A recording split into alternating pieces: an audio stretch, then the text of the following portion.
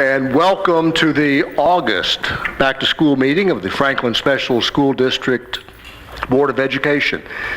For those of you tuning in over the internet, I want to share with you what you don't see off camera, and that is screening stations. So each person in attendance has been screened, has had their temperature taken, and we are socially distanced. We're physically distant. I didn't see much socially distancing, but we're physically distant. So you are welcome to, if you prefer, you can remove your masks if you like. I'm going to leave mine off so that I can talk. So before we get started, you're invited to join me in a moment of silence for our students, our faculty, teachers, administration, for our parents, and for those in the FSSD community who are grieving the loss of loved ones. So join me.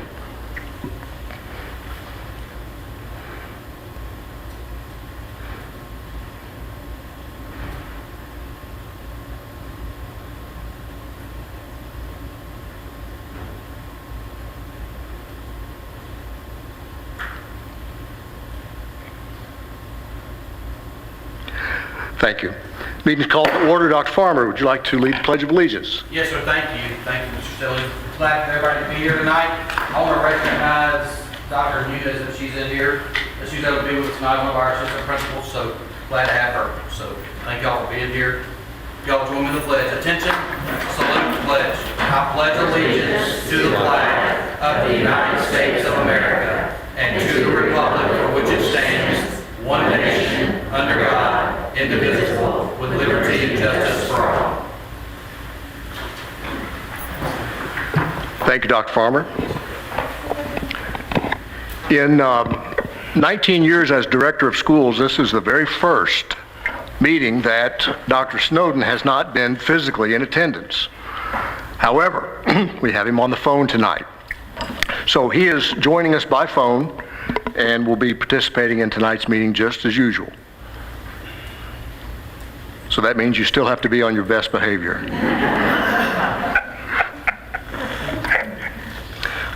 We always have an opportunity on the agenda for public input. If there's anyone who would like to speak to the board on any topic, here's the podium and you're welcome to speak.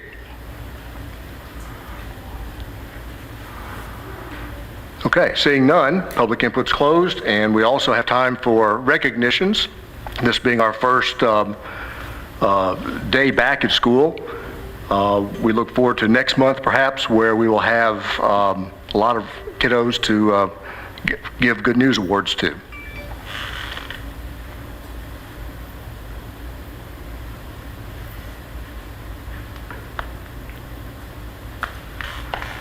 Sorry. Okay, reports, presentations. Dr. Decker. Thank you, sir. Good evening. Tonight, it's the second in a series of spotlights in which we get to know the teaching and learning team. And tonight, we will get to know Safety and Attendance Supervisor Selby Glass. Selby's role is focused on all things attendance for teaching and learning, to include using the student management system to track student attendance and/or tardies, working with attendance secretaries, administrators, counselors, and social workers to monitor student attendance, sending notices to families regarding unexcused absences, excessive absences, or tardy concerns, working closely with the central office annex receptionist to provide attendance notices to FSSD families, meeting with families when attendance begins to be an area of significant concern, filing truancy petitions related to student attendance concerns, representing Franklin Special in court proceedings related to attendance issues, participating in multiple committees that involve school attendance and school safety related topics, and overseeing the truancy tier process. In the age of the COVID-19 pandemic and the virtual and remote learning scenarios, a great deal of Selby's attention has focused on adjusting the manner in which attendance will be recorded in Skyward. Attendance must be coded so the state can see the numbers of both in-person and virtual learners that we have in Franklin Special. Selby is providing related training to the attendance secretaries via Zoom and will coordinate with the instructional technology specialists and the database manager to train staff as to how truancy will be tracked for all learners. It will be important to hold virtual students and families accountable for attendance, just as we do with in-person learners. The Williamson County Juvenile Court has fully endorsed this attendance plan. Selby will also review safety guidelines related to COVID-19 protocols with the attendance secretaries, as many of them will screen authorized visitors, and this relates to her duties as the Franklin Special Safety Supervisor under Finance and Administration. She has a dual role. For several months, Selby has worked closely with the Williamson County Emergency Management Agency to acquire cloth face coverings, hand sanitizer, and plastic bags for food distribution. She has also coordinated the procurement of thermometers from the Tennessee Emergency Management Agency. Selby participates in a conference call twice a week with elected officials across the county, including city managers, Mayor Moore and Mayor Anderson, the Chamber, the Homeless Alliance, the Health Department, and the Williamson Medical Center to discuss COVID-19 testing numbers and confirmed case counts, hospital capacity, and the positive and negative impacts of COVID-19.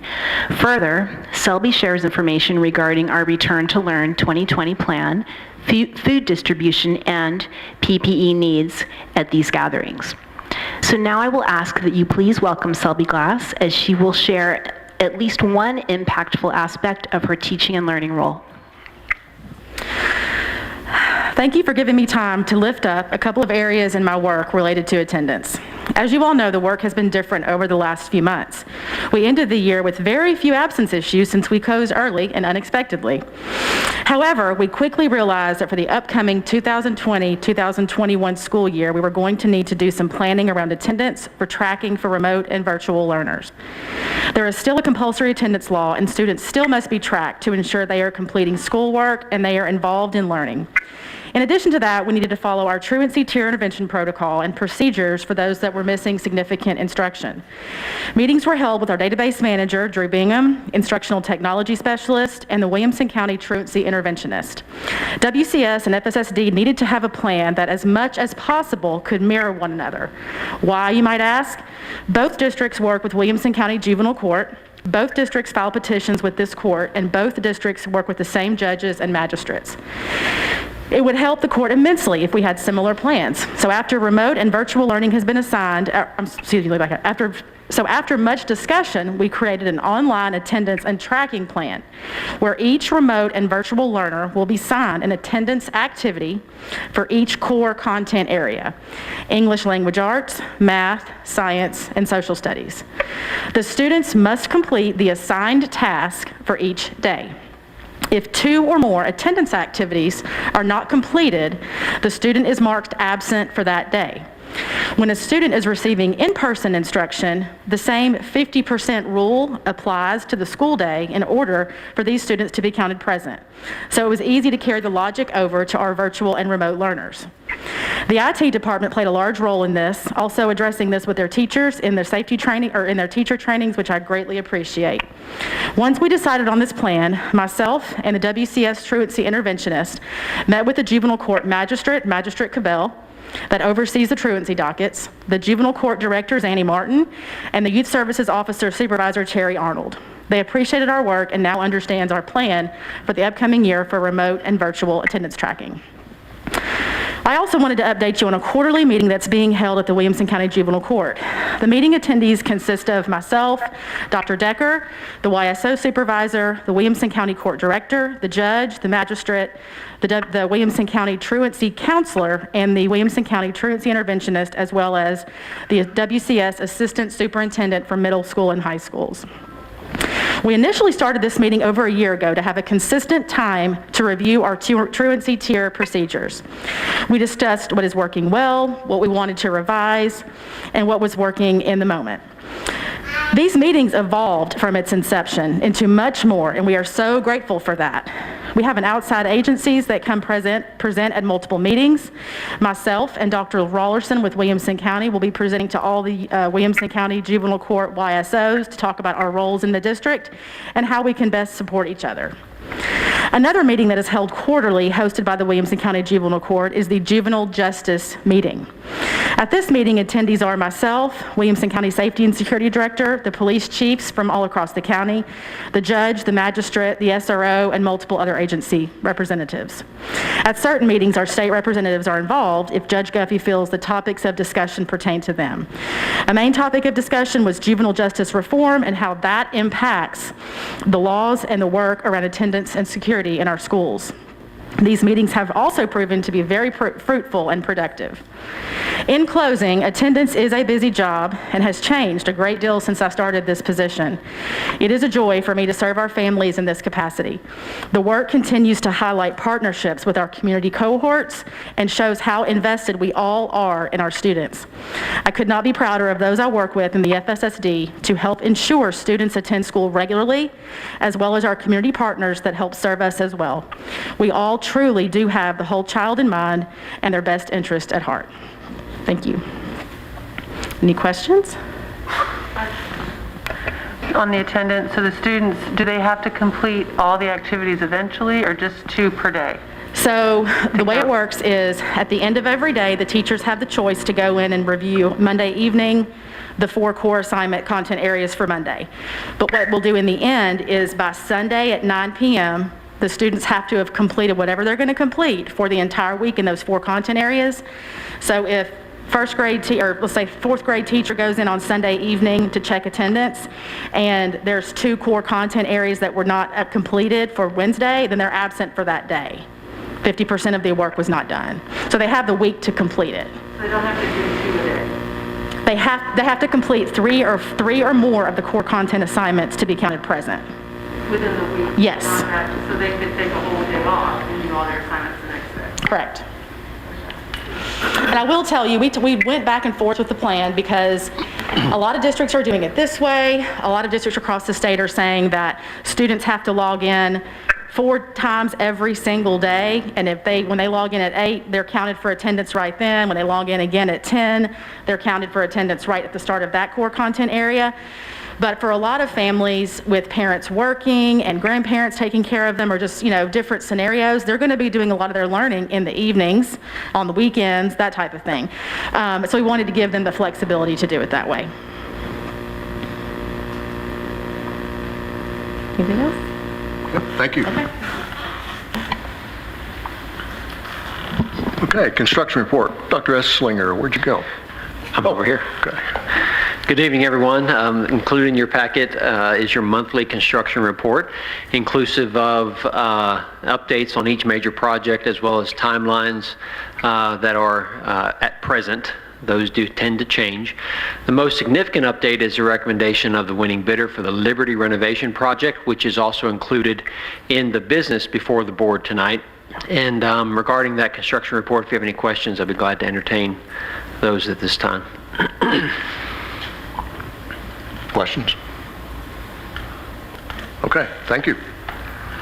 Approval of the board agenda. Dr. Snowden, any additions, corrections? No changes. Okay, do I hear a motion to accept the board agenda? Motion. And a second. All in favor? Unanimous, thank you. Approval of the consent agenda, 4 items, minutes of the last board meeting in July, 2021 extended contract proposals, disposition of a 2008 Thomas-built Type D school bus, and budget amendments. Do I hear a motion? Motion. Ms. Bell, and a second, Mr. Blair. All in favor? It's unanimous. Thank you very much. Business before the board. Liberty Elementary renovations. Dr. Snowden? Yes, thank you.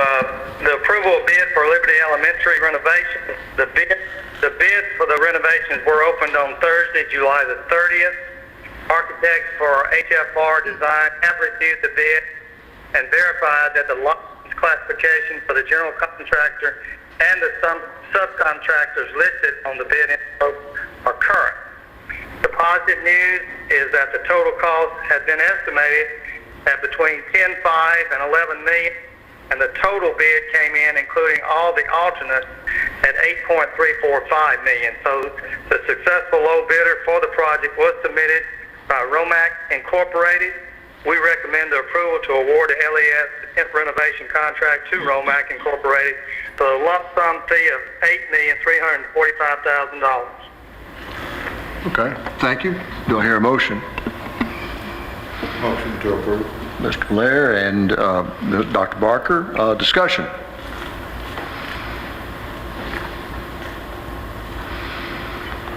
Okay, we're about to spend some money, so let's do this by roll call vote. Starting on this end, Ms. Newman? Yes. Kevin Townsell, yes. Tim Stillings, yes. Robert Blair, yes. Alina Bell, yes. Alicia Barker, yes. Excellent. Passes, and this is a project that we have prioritized as a board, so it's good to see the momentum. So good, thank you very much. Item number 2, resolution in support of moratorium on state standardized testing for this school year. Dr. Snowden? Yes, this resolution supports and respectfully requests moratorium on state standardized testing and accountability associated with the testing for this school year to include end-of-the-year examinations, performance assessments throughout the year. Our Board of Education requests that if state standardized testing does continue in some format this school year, that the result of that testing be used as metrics of student progress rather than to determine rankings and scoring statewide.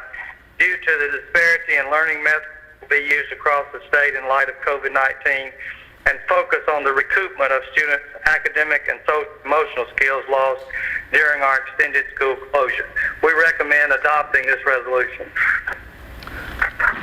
Thank you, Dr. Snowden. Has everybody read the resolution? Is there a need to read it out loud for the group? No? Okay. So, do I hear a motion to approve? Motion to approve the resolution. Thank you, Ms. Bell. Second? Mr. Townsell. Discussion?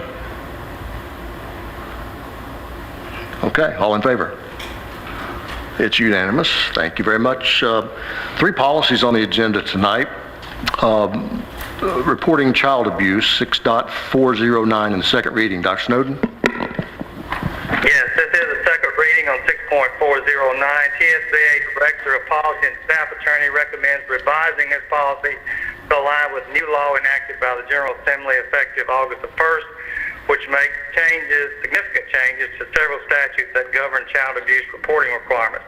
2 of the most notable changes are, number 1, the requirement to have 1 employee designated as a child abuse coordinator at each school, and number 2, the prohibition against notifying parents or guardians when educational officials suspect child abuse may have occurred. The name of the policy is also updated to reflect the content of the policy. There were no changes requested by the board on our first reading, so we recommend approval of the second reading. Thank you, Dr. Snowden. I move we approve on second reading. Do I hear a second? Ms. Newman, discussion? Okay, no discussion. All in favor? Unanimous. Thank you very much. 6.600 on second reading, student records. Dr. Snowden? Yes, this revision requests updates from legal and cross-references, as well as it brings the policy up to current language. It's included in consideration of approval due to the request for deletion of the student's record policy 6.603, which contains duplicate language. There were no changes on the first reading. We recommend approval of the second reading. Okay, do I hear a motion for approval? Motion to approve. And Ms. Bell's the second. Discussion? Seeing no discussion, all in favor? Unanimous. Thank you very much. Use of record 6.603 on second reading. Dr. Snowden?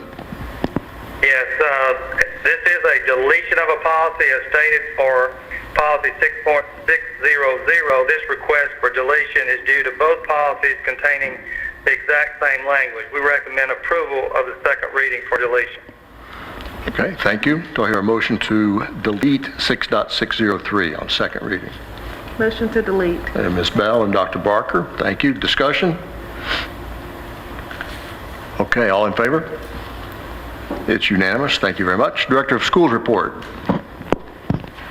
Thank as I get started today, I want to give a big shout out to our principals, assistant principals, our teachers, all of our leadership team members, all the employees of the FSSD.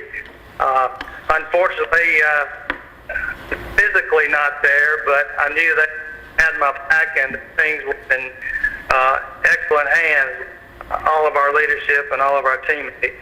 Not only have I never had to miss a board meeting, I've never in my educational career missed an opening day of school. So it's been challenging, but circumstances prohibit me from being there. So I certainly appreciate the work of all the folks in the district. All of our employees did return last week on August the 3rd. We had professional learning that occurred throughout the district that day, which included departmental personnel and school personnel. Included that day, following days, was orientation on health protocols that we'll be strictly enforcing, as well as student learning methods and scheduling for our first day back. So also just, at this point last week, and it's probably, I think it's about the same, Dr. Decker might have some updates, but we have approximately 840 students that are attending our virtual learning model. Monitoring our COVID-19 data spread and for total in-person learning, we continue to review that data in the county and locally. The trend over the past 10 days continues to either demonstrate a decrease in the spread, but it's kind of leveled off the last few days. We'll continue to follow that. We think that decrease is due to the overwhelming response of our community and the fact that a lot of people are now utilizing masks or socially distancing, and they're using other mediation protocols. So we're excited and continue to be optimistic about in-person school. While there is obviously anxiety regarding our limiting in-person openings, how that will impact the spread, we are optimistic that once we can get started full in-person, that our protocols will greatly reduce the chances of that spread in our schools. However, realistically, I've talked to school districts that opened in Tennessee earlier last week, and I've also read about other states, so I think realistically we do have to expect that we will have positive cases and exposures to COVID-19. We have procedures and protocols in place to address those occurrences as effectively and efficiently as possible. We will provide timely notifications to our parents and employees, and will be transparent with information within the guidelines and compliance of HIPAA, FERPA, and any other related confidentiality requirements. Also, over the past couple of days and weeks, we've experienced an unusually higher number of late retirements and resignations. We speculate that many of these are directly or indirectly related to COVID-19. Additionally, our substitute pool is still low, and this is definitely a concern if we do begin to see an unusually high number of absences of our employees due to COVID-related issues and or other health family-related factors. So, we'll see. We just have to continue to work hard and follow our mediation protocols, and I think this week is going to demonstrate how well those mediation protocols are working. And then you have an update on our conferences and meetings, and that's all I have for tonight, Mr. Stillings. Thank you. Thank you, Dr. Snowden. Any questions, comments? I just had a question. How are we doing on staffing with all of those recent resignations? How are we doing on staffing? Could you hear that, Dr. Snowden? And I'm going to yield over the last few days when I've had to be out. I've not heard from Ms. Duke about how that hiring process is going, or Dr. Esslinger, either one of them could provide you that information. We are doing well with our staffing. We do have a few positions to fill just because of the labor applications, but we are still getting applications for those positions, which is exciting. exciting. And so we're working as hard as we can to get those filled as quickly as we can so we can get these teachers in the classroom. Okay, thank you. Any other questions, comments? Okay. Updates, teaching and learning, No, sir, thank you. finance. Yes, sir. We do have a few updates. In your board packet, you have our typical financial updates as well as our HR updates, which may answer some of your questions, Ms. Newman, regarding typical turnover that we've had in the past month. The first sales tax collection for this fiscal year brought just 1.4% less than the same period last year. I think that's a win, honestly. Budget amendments are included in your packet as well. If you have any questions regarding any of that, I'd be glad to entertain. Questions? Okay. Two announcements. First, congratulations to our 3 board members who ran a very professional, very upbeat race and were re-elected. Mr. Townsell, Mr. Blair, and Dr. Barker on the end. So congratulations and welcome to another 4 years.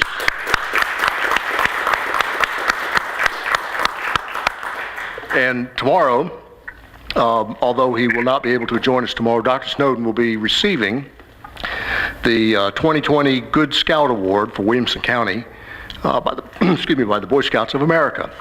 So that's an honor for Dr. Snowden because it is a tribute to those who live out their life by scouting ideals and in service to others. So, Dr. Snowden, final comment. You will be in our thoughts and prayers tomorrow and the rest of this week. So, be careful.